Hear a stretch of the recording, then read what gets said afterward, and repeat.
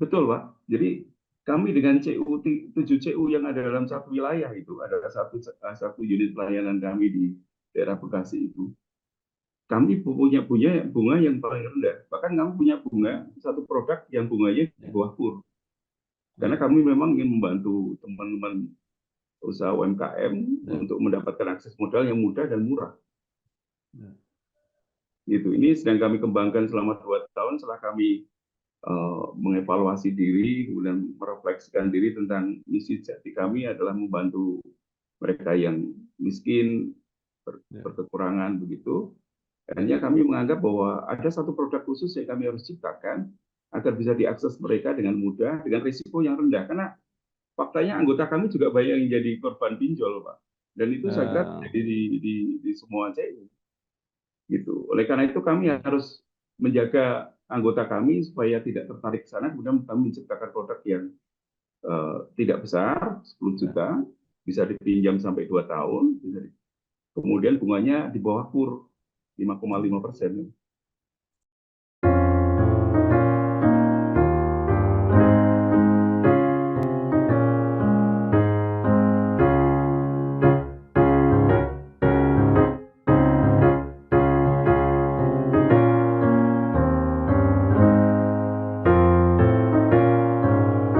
Bersama saya Bambang Sadiono di kanal Inspirasi untuk Bangsa. Mudah-mudahan kanal ini selalu bisa memberi inspirasi, motivasi, dan edukasi.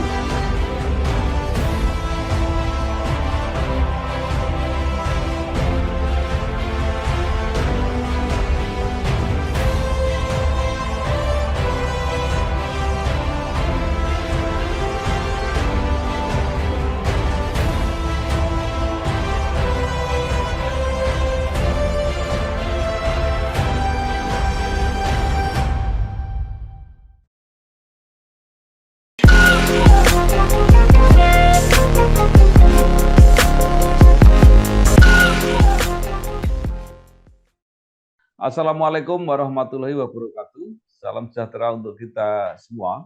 Bersama saya Bambang Sadiono di kanal Inspirasi untuk Bangsa. Mudah-mudahan kanal ini selalu bisa memberi inspirasi, motivasi, dan edukasi. Kami sedang mempersiapkan beberapa video wawancara untuk memotret situasi koperasi Indonesia saat ini. Menurut rencana, wawancara ini akan kami tayangkan secara digital dan juga akan kami bukukan.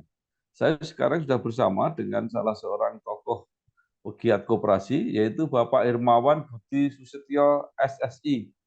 Beliau adalah Ketua Pengurus KSP Kredit Union Bererot Gracia. Mohon maaf nanti kalau salah dibetulkan, di Jakarta. Apa kabar Pak Hermawan? Salam sehat Pak Bambang, terima kasih. Ya, Pak Hermawan lahir di Rembang 10 Oktober 1970. Menyelesaikan S1 di UKSW, Universitas Kristen Satya Wacana Salatiga. Berkarir di bidang wirausaha, aktif di bidang perkoperasian, dan saat ini menjadi Ketua Pengurus KSP Kredit Union Bererot Gracia, Jakarta.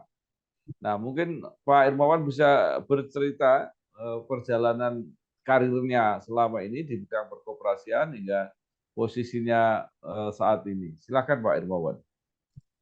Ya, terima kasih Pak Bambang. Jadi sebetulnya kalau dari sisi waktu, saya masuk dalam dunia koperasi itu relatif masih belum panjang ya. Saya tahun 2015, awalnya saya aktivis gereja dan sosial.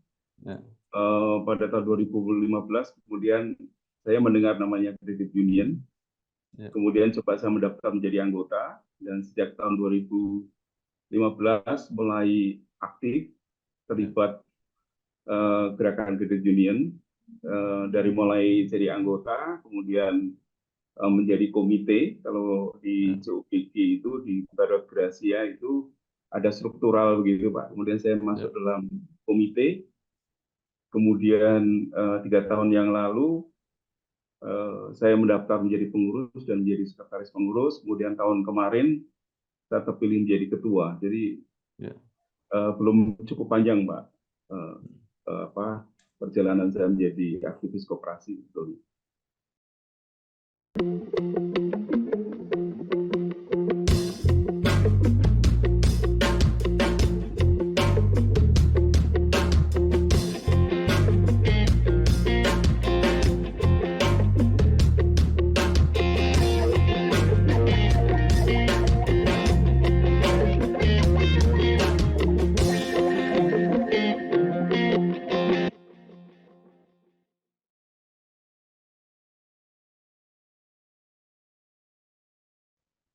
Iya.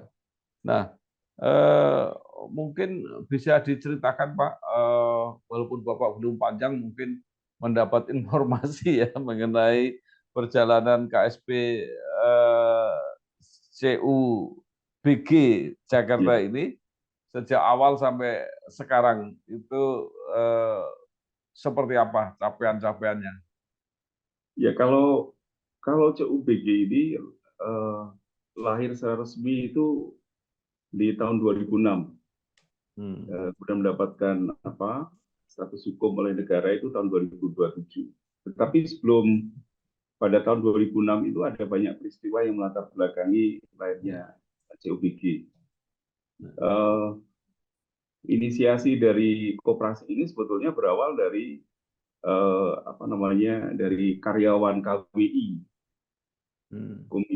Komisi Wali Gereja Indonesia. Hmm. Waktu itu mereka menggagas adanya sebuah koperasi pada tahun 2022. Kemudian gagasan itu kemudian mereka realisasikan dengan belajar, kemudian juga mengundang, memberikan pembekalan bagaimana koperasi itu sebenarnya. Kemudian tahun 2006, kemudian mereka bersepakat setelah mereka belajar di BKCU Kalimantan, itu kemudian mereka bersepakat membentuk sebuah koperasi yang mereka beri nama Barirot Gracia. Kemudian perjalanan dari sejak itu kemudian berdinamika sebagai sebuah koperasi. Kemudian pada tahun ini kami memiliki unit pelayanan ada di 9 tempat begitu yang tersebar di Provinsi Jakarta, Bekasi dan Tangerang. Kemudian anggota sudah mencapai 198.000. Kemudian dengan anggota 11.900. Kemudian aset 190 ribuan, 190 miliar. Itu Pak Bambang Ya. secara singkat. Nah, kemudian kalau dari segi produk-produk yang ditawarkan mulai dari apa Pak? Apakah lebih banyak ke apa sifatnya konsumtif seperti itu atau mungkin juga ada yang apa digunakan untuk jangka panjang misalnya untuk perumahan atau mungkin untuk usaha dan sebagainya. Ya kalau produk produk yang kami tawarkan pada seluruh anggota kami itu memang berkembang ya Pak. Ya, awalnya kami punya 5 produk sampai pada akhirnya tahun 2 tahun yang lalu kami memutuskan membuat 13 produk simpanan dengan 9 produk pinjaman. Mengapa itu kami lakukan? Karena di dalam gerakan CU itu diberikan mandat pada kami menciptakan produk yang berbasis pada siklus kehidupan manusia. Sehingga Ya. pada titik-titik kehidupan manusia itulah pada saat mereka membutuhkan dukungan finansial, kami bisa menyediakan untuk anggota. Jadi produk kami dari sejak lahir sampai kemudian meninggal, semua produk kami siapkan untuk anggota. Ada yang sifatnya produktif, itu kami buat memang kami ciptakan agar menjadi daya tarik sehingga kami memberikan balas jasa simpanan yang paling rendah dengan apa namanya dibandingkan dengan yang sifatnya konsumtif. Kemudian kami juga punya produk pendidikan, kami juga punya produk sosial dan sebagainya Pak Bowo. Jadi ada 13 simpanan dan 9 produk pinjaman Pak Bowo.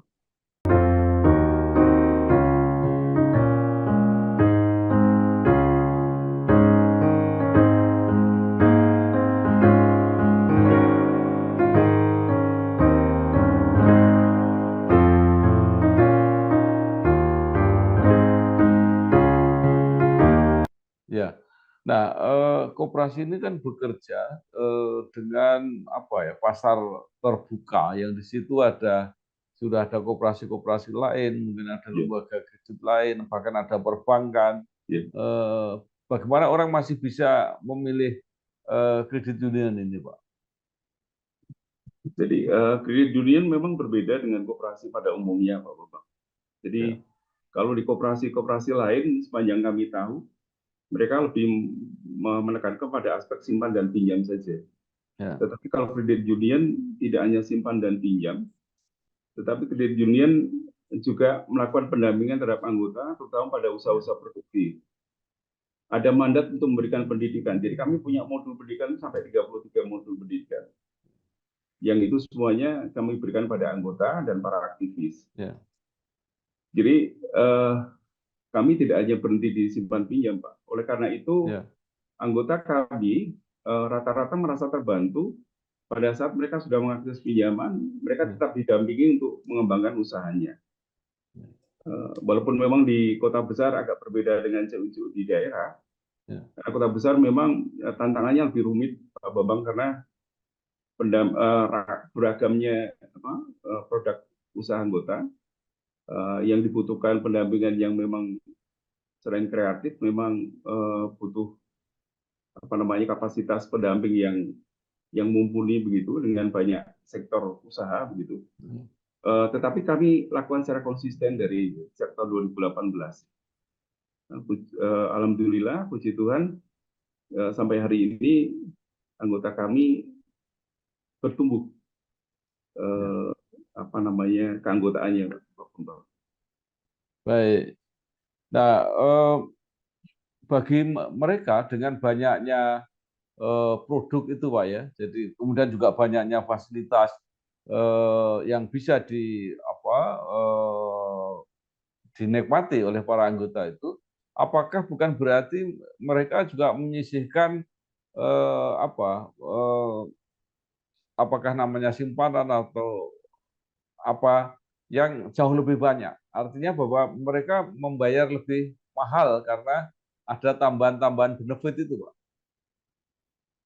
Ya, ada keinginan kami memang sejak awal bahwa anggota itu karena ada kecenderungan untuk lebih cenderung meminjam daripada menyimpan, sehingga kami merancang sebuah sistem, sebuah cara bagaimana kemudian anggota itu memaksakan dalam diri tanda kutip untuk menyisihkan uangnya untuk melakukan menyimpan dananya di CU.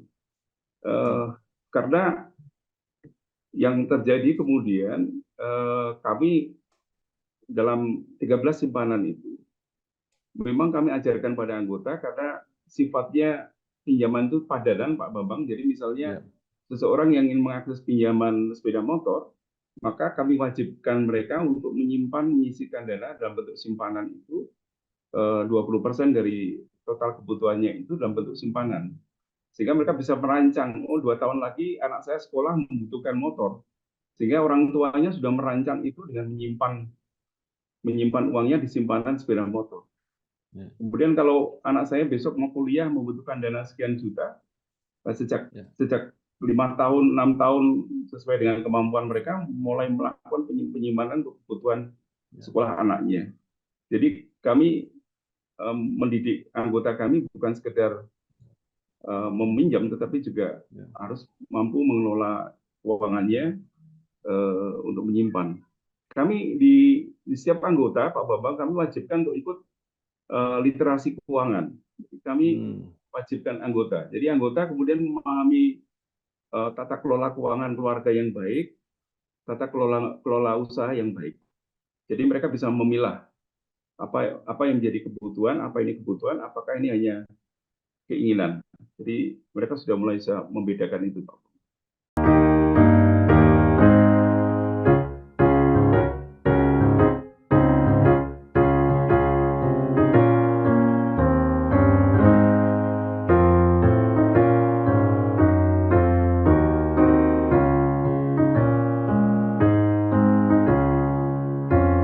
Nah, jadi pada prinsipnya mereka boleh meminjam kalau sudah punya simpanan minimal 20% dari yang akan dipinjam, gitu, Pak?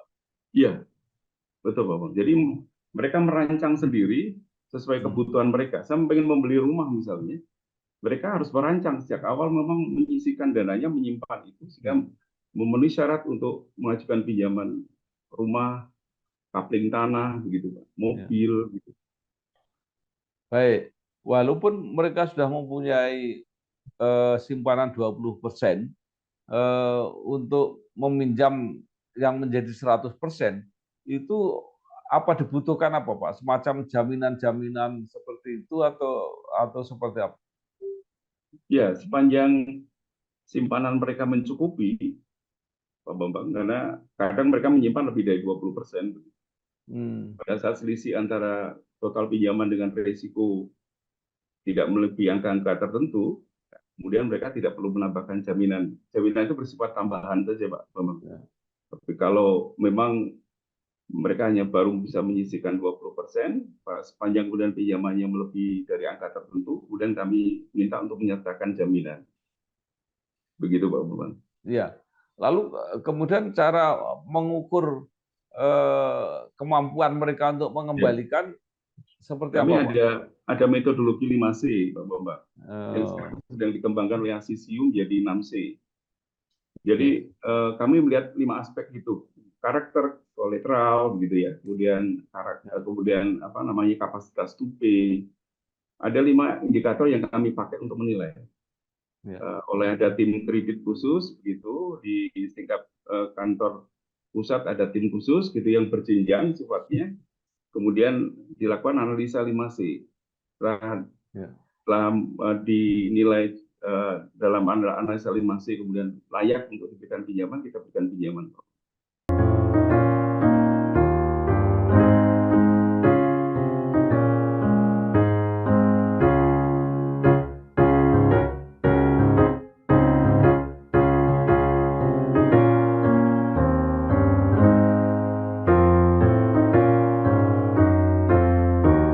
Ya. Baik. Ini di beberapa tempat ada kredit union yang berkembang, asetnya ada yang mendekati 1 triliun, ada yang lebih besar daripada 1 triliun. Nah, apakah kalau seperti CUBG ini eh, juga mempersiapkan diri untuk berkembang semacam itu atau memang membatasi diri untuk beberapa wilayah di sekitar Jakarta saja, Pak? Kami dulu itu dalam sejarah Pak Bambang, kami punya unit pelayanan ada di Bawen, Solo, Bawen, Klaten dan Jogja. Kami punya Hmm, di sana juga berkembang, tetapi ya, kemudian pada pembelajaran bersama dengan federasi diminta kami fokus pada wilayah teritori. Jadi hmm, karena pada prakteknya memberikan dampingan, melakukan pengawasan pada unit-unit yang jauh ya, secara otak, itu memang selain menimbulkan head cost ya, juga ternyata menemukan kesulitan-kesulitan tersendiri. Akhirnya ya, pada tahun 2018 kami tiga unit pelayanan kami di Bawen, kemudian Klaten dan Jogja kami mandirikan, Pak. Kami jadikan koperasi hmm, sendiri. Dan sekarang ya, berkembang namanya Krida Raja. Nah, sehingga kemudian fokusnya kami ke Jakarta, Tangerang, dan Bekasi. Itu pun kemudian yang kami syukuri adalah bahwa kami diajarkan oleh federasi bagaimana kami fokus pada teritori-teritori tertentu. Jadi oleh federasi kemudian kami ada pertemuan satu ya, tahun minimal 2 kali, itu pertemuan seluruh CU di bawah federasi hmm, supaya tidak terjadi tumpang tindih wilayah teritorinya. ya, Yang mengganggu kami sebetulnya begini, Pak Bambang. Eh, Kami mencoba tidak masuk pada wilayah-wilayah yang hakikatnya sudah ada CU dari sana. ya, ya, Tetapi karena federasi lain tidak menerapkan prinsip yang ya, sama tentang wilayah teritori, sehingga ada suatu kejadian, satu ya, wilayah di Bekasi itu, satu ya. kecamatan itu ada 7 CU. Gitu. Sehingga akhirnya yang terjadi, banyak CU yang tidak tumbuh. Jadi mereka Hmm, hanya 200 anggota, ada yang hanya 400 anggota, ya, karena kemudian mereka berkompetisi dalam area yang sama. Begitu. Sehingga memang perlu ada pengaturan ya, seperti yang saya pernah dengar eh, salah satu pengurus federasi kami yang ke Korea itu melakukan pembatasan wilayah, pengaturan wilayah, sehingga ya. kemudian tidak terjadi tumpang tindih, gitu, irisan saling berkompetisi untuk merebutkan anggota. Iya, Pak, kalau tidak salah CU ini kan punya sekunder ya. Ya, Dan itu pun kenapa bisa tidak bisa jadi satu. Jadi artinya di satu wilayah itu misalnya ya, ya. ada beberapa sekunder CU yang berbeda-beda gitu.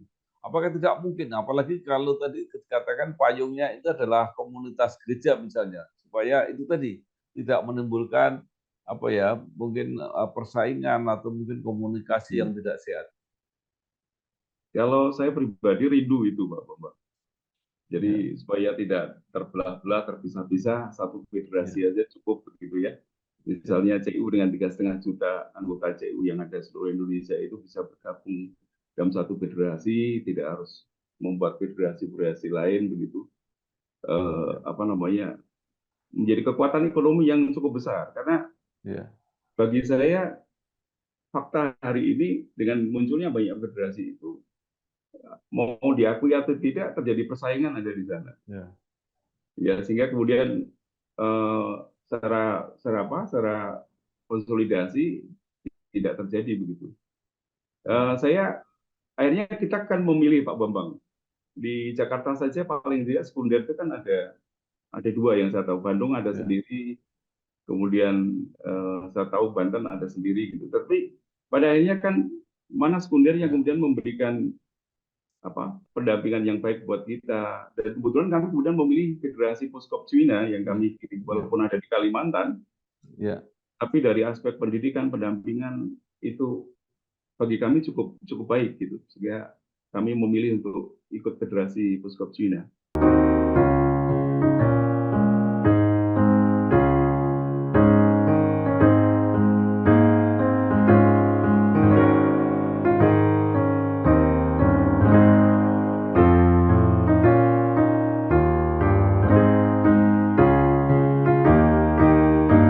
Baik, kalau ada masalah-masalah semacam itu, siapa Pak yang seharusnya apa ya menjadi penengah gitu ya? Apakah dinas koperasi, apakah Dikopin atau eh, apa yang dalam praktek sehari-hari itu mencegah supaya koperasi ini tidak justru bertabrakan sendiri?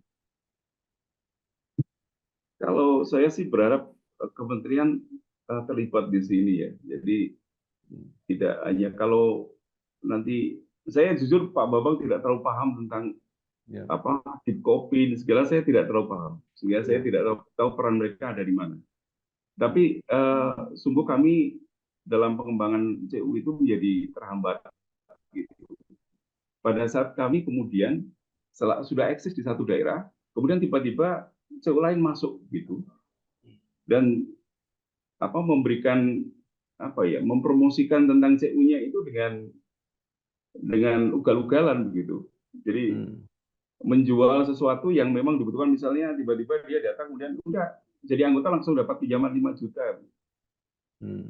Pada kecenderungan manusia yang ingin ada kebutuhan untuk pinjam, ya akhirnya akan memilih ke sana begitu. Walaupun pada akhirnya Ya, bunganya tinggi. Kemudian baru tahu, ya, oh ternyata ya, lebih tinggi ya daripada CU yang sebelah. Gitu. ya. Jadi memang harus diatur Pak Bambang. Saya tidak tahu siapa yang harus mengatur. Menurut saya pemerintah harus turun tangan sih untuk Ya. mengatur ini semua. Baik, itu tadi menarik. Jadi kalau begitu antar sesama CU ini eh, bunga tidak standar Pak ya. Jadi bisa menentukan sendiri-sendiri. Betul Pak. Jadi kami dengan CU 7 CU yang ada dalam satu wilayah itu ada satu unit pelayanan kami di daerah Bekasi itu. Kami punya bunga yang paling rendah. Bahkan kami punya bunga satu produk yang bunganya di Ya, bawah KUR. Karena ya, kami memang ingin membantu teman-teman usaha UMKM ya, untuk mendapatkan akses modal yang mudah dan murah. ya, Gitu. Ini sedang kami kembangkan selama 2 tahun setelah kami mengevaluasi diri, kemudian merefleksikan diri tentang misi jati kami adalah membantu mereka yang miskin, ya, berkekurangan begitu.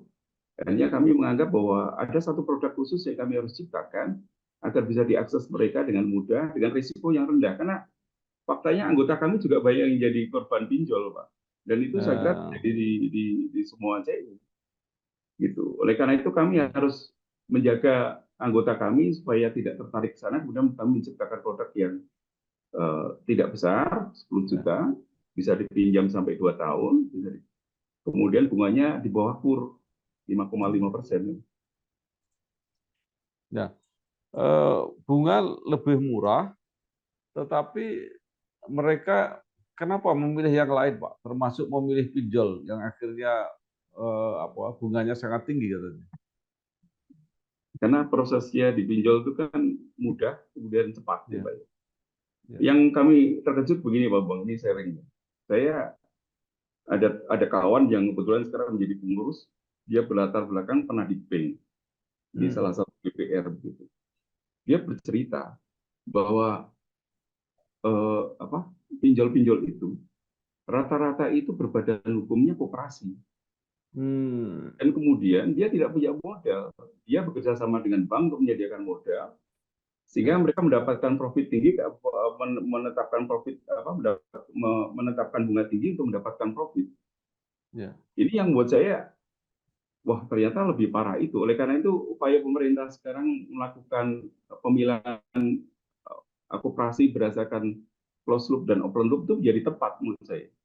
Karena banyak koperasi-koperasi yang abal-abal ya, sesungguhnya bukan koperasi, sebetulnya praktek bank gitu, itu selama ini menjamur begitu, dan anggota-anggota CU seperti kami ini kemudian banyak yang terimbas karena praktek itu.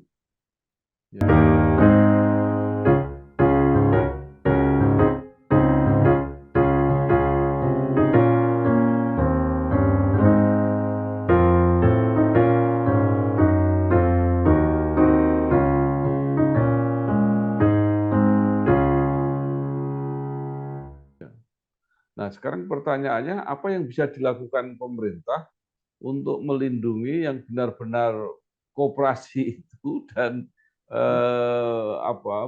menjauhkan masyarakat dengan koperasi-koperasi tanda petik tadi yang disebut koperasi abal-abal itu yang sebenarnya juga lembaga kredit biasa gitu.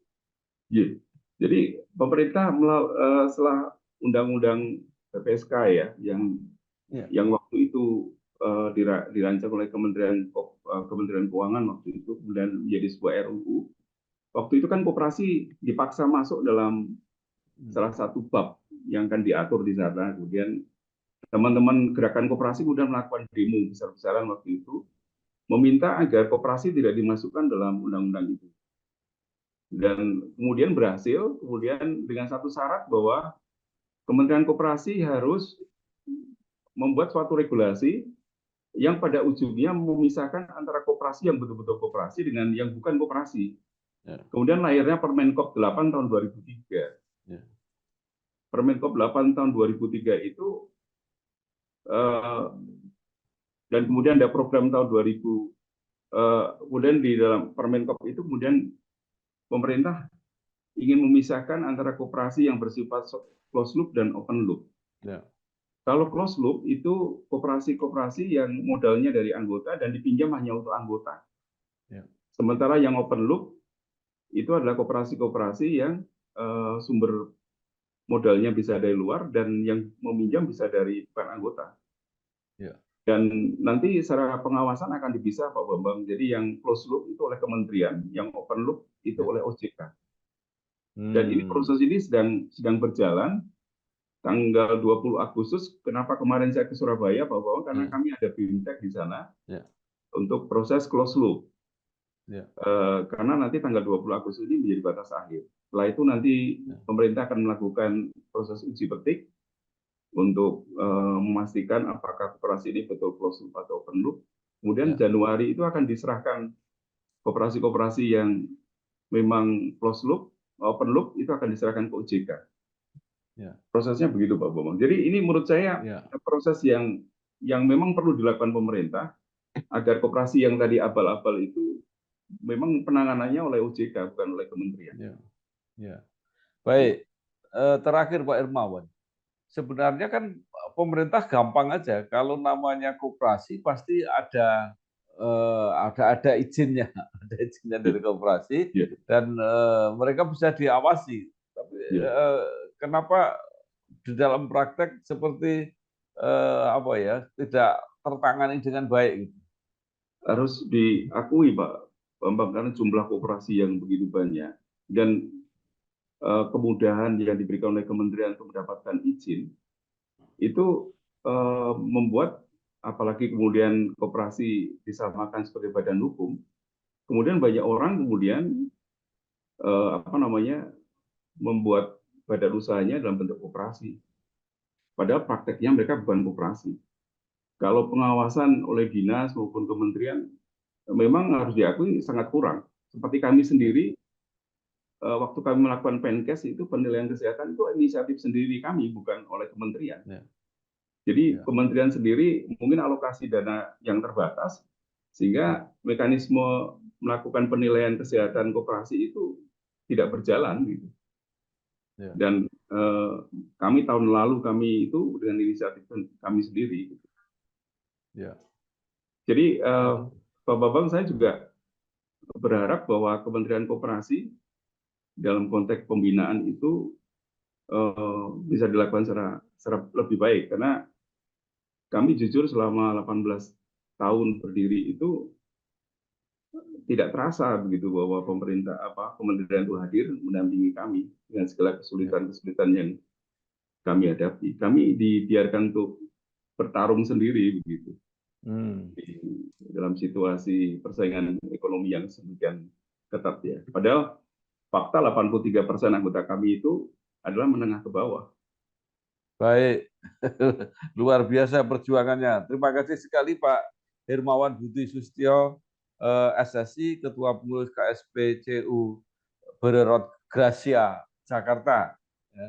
Banyak sekali tadi yang sudah disampaikan, yang mudah-mudahan ini jadi pembelajaran kita semua, baik untuk masyarakat maupun untuk pemerintah, sehingga bisa dilahirkan kebijakan-kebijakan yang tepat dan bisa memisahkan mana koperasi yang sesungguhnya dan mana yang bukan, dan kemudian menentukan bagaimana cara pembinaannya. Sekali lagi terima kasih Pak Hermawan, selamat berjuang, sukses. Ya, Assalamualaikum warahmatullahi wabarakatuh. Waalaikumsalam. Salam.